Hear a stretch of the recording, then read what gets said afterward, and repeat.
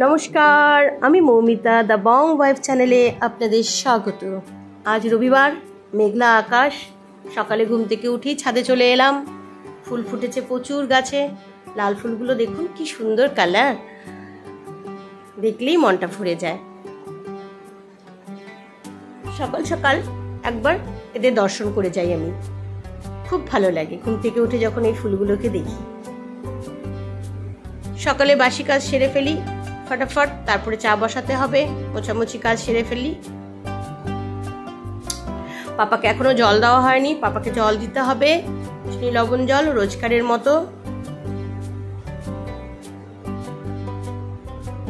মহারাজ আমার পিছি পিছি ঘুরঘুর করছে, ওকে জলটা দিয়ে দিই, তারপরে চা বসাবো। এখনো বাড়ির কেউ ওঠেনি, মাও ওঠেনি এখনো।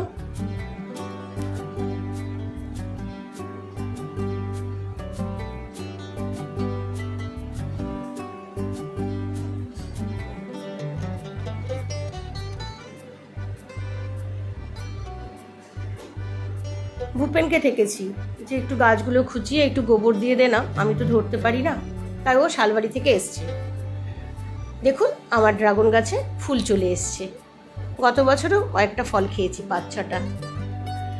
আমি তো এখন গোবর মাটি এগুলো ধরতে পারি না, তাই মাঝে মাঝে ভূপেনকেও ডাকি, আবার ক্ষিতীশকেও ডাকি। ক্ষিতীশ মাঝখানে এসেছিল, এসে ছাদ পরিষ্কার করে গেছে, একদিন ঝাড় দিয়ে গেছে, কিন্তু সার দেওয়া হয়নি সেদিন।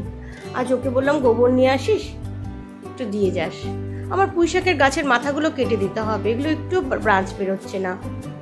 দেখুন না, আমার পুরনো মাসি, প্রণতি মাসি আমাদের সাথে দেখা করবে, মেনলি দেখা করতে এসছে মায়ের সাথে, শাশুড়ি মায়ের সাথে। ঋষির কাছে শুনেছি নিচে যে মা চলে যাচ্ছে, তাই আমি মাসির সাথেই আর কি করছি। মাসি তুমি এতদিন পর এলে, এসেই তুমি কাজ করছো। মাসি হাসছে, তাই প্রণতি মাসি।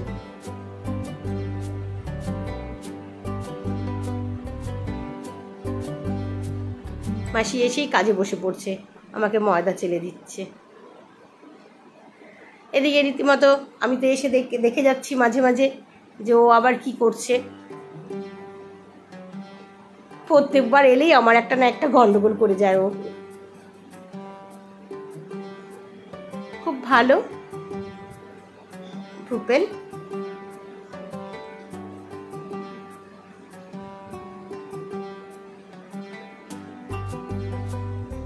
এই পেঁপে গাছটা বেডের মধ্যে হয়েছিল, তাই আমি ওকে বললাম যে পেঁপে গাছটা এখানে লাগিয়ে দে, দেখ বাঁচে নাকি। ছাদে এলাম, উপরে অনেক লাল লাল টমেটো পেকেছিল। এই দেখুন আমার কাটাহারি আমগুলো। এই আমগুলোর না একটা দোষ হয়েছে, দুটো আমে দেখছি ফেটে গিয়ে রস পড়ছে। জানি না অতিরিক্ত সার হয়ে গেছে কিনা, আমি বুঝে উঠতে পারছি না। দেখুন দুটো আমের গায়ে স্পট মাথাটার দিকে। এই দেখুন আমার থাই মোসাম্বি প্রচুর ধরেছে, প্রচুর, মানে গাছটাতে কোনো জায়গার বাদ নেই ফলের, প্রচুর ফল। আর এই মোসাম্বিটা খেতে যা টেস্টি না, কি আর বলবো। আমি যে নার্সারি থেকে নিয়ে এসেছি অর্ডার দিয়ে, আপনাদেরকে একদিন ওই নার্সারিতে ভিজিট করাবো, দেখাবো। প্রচুর গাছ পাওয়া যায় ওই নার্সারিতে। এই কালো জামটা ওখান থেকেই নেওয়া, খুব বড় বড় সাইজের হয়, যখন হবে আপনাদের দেখাবো। দেখুন এই টমেটোগুলো না একটু আগে দেখে গেছিলাম, লাল হয়ে আছে, লাল টমেটো, গাছ পাকা নিয়ে যাবো। ও মা, পাখি খেয়ে ফেলেছে, যাক ওরাও তো খাবে বলুন, ওদেরও তো দরকার। কোনো ফল টল কিছুই নেই, কটা তুলে নিয়ে যাচ্ছি।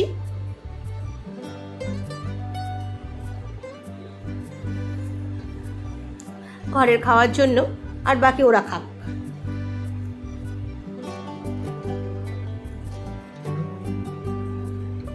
আমার সবেদা গাছও এবছর ফুল এসেছে, দেখি ধরে নাকি। এই মিষ্টি কুমড়ো গাছটা নিচেই হচ্ছে, আমি এটার কিছুই ব্যবস্থা করতে পারিনি। এটা অ্যাকচুয়ালি জানলাতে হচ্ছে না, এটা নিচেই হবে মনে হয়। এটা তো হাড়িভাঙা আম, আপনাদের পরিচয় আছে এর সাথে।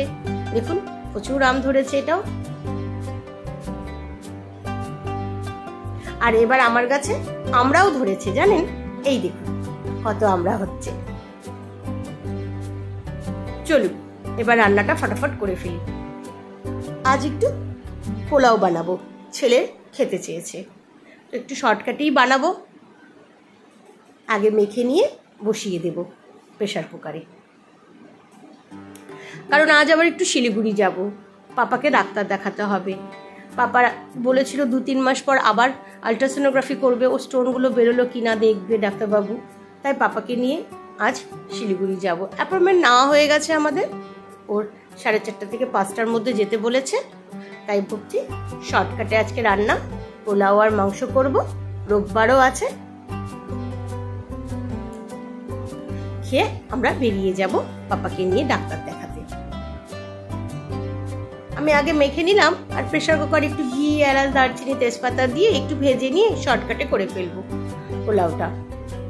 বাসন্তী পোলাও খেতে চেয়েছে তাই একটু হলুদ দিয়েছি কালার করার জন্য। এইভাবে পোলাও করলে বেশিক্ষণ সময় লাগে না করতে। প্রেসার কুকারের মধ্যে একটু নাড়াচাড়া করে ভেজে নেব। এদিকে আমার মাংসও হয়ে এসছে।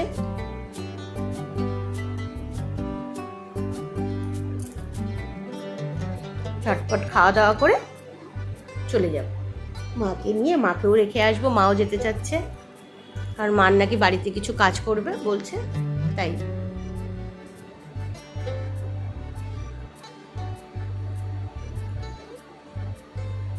নিন, আমার পোলাও ভাজা কমপ্লিট হয়ে গেছে। এবার আমি জল দিয়ে দিলাম, গরম জল।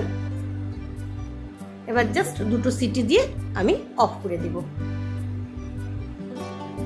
এভাবে পোলাও রান্নলে বেশ তাড়াতাড়ি হয়ে যায়, আর বেশি দুটো প্রেসার কুকারে একটু জলের পরিমাণটা ঠিকঠাক দিলে বেশ ঝরঝরাও পোলাওটা হয়, খেতে দেখতেও ভালো লাগে।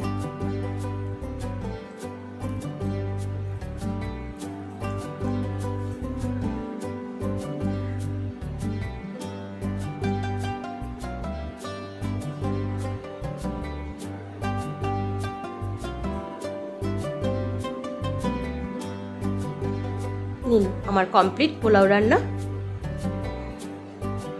এই দেখুন কি সুন্দর হয়েছে। এবার দিই, ছেলেকে খেতে দিই, খাওয়া দাওয়া করে বেরিয়ে যাব। এই দেখুন, এই যে হাঁড়ি দুটোর কথা বলেছিলাম না, ওর মর্জি, এই হাঁড়ির মধ্যে রেখেই আমাকে দিতে হবে। তাই আবার হাঁড়ির মধ্যে ঢাললাম, ঢেলে ওকে এবার পরিবেশন করে দিতে হবে। মাঝে মাঝে ইচ্ছা হয়, বলে এত দূর থেকে তুমি হাঁড়ি নিয়ে এসছো, হাঁড়ির মধ্যে দেবে না, ওর জন্য ওকে দিলাম হাঁড়ির থেকে বের করে।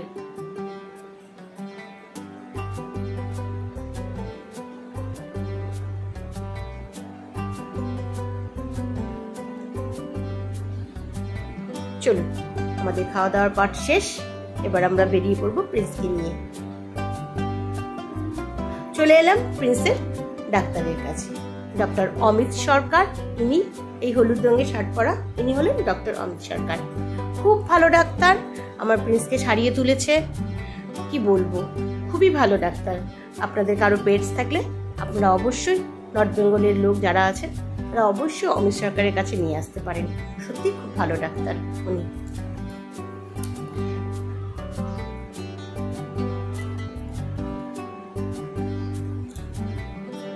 পাপার আলট্রাসোনোগ্রাফি শুরু হয়ে গেছে এবং পাপাকে দেখিয়ে দেখিয়ে আরেকজনকেও শেখাচ্ছে ডাক্তারবাবু। পাপার নাকি 75% স্টোন সব বেরিয়ে গেছে। একটা কিডনিতে হালকা আছে, আর গল ব্লাডারও নেই, আরেকটা কিডনিতে স্টোন নেই। পাপা অনেকটাই ভালো এখন। যাক, আমি রিপোর্টটা শুনে খুব খুশি হলাম, কারণ আমার পাপা স্টোন মুক্ত হয়ে যাচ্ছে।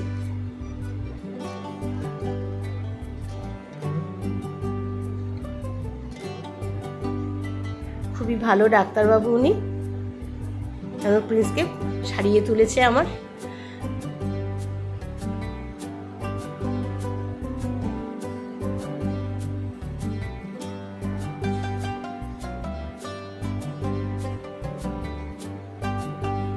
প্রিন্সের আলট্রাসোনোগ্রাফি করছে আর একজনকে শিখিয়ে দিচ্ছে যে কিভাবে করতে হয়। নিন, পরের দিন সকালবেলা আমরা বাড়ি চলে এসেছি, প্রিন্সকে জালের মধ্যে ফাঁসিয়ে রেখেছি। আর কি, আমার ব্লগ আজ এখানেই শেষ করছি। ভালো লাগলে লাইক, শেয়ার ও কমেন্ট করতে কিন্তু ভুলবেন না। পারলে একটা সাবস্ক্রাইব করে দেবেন। নমস্কার।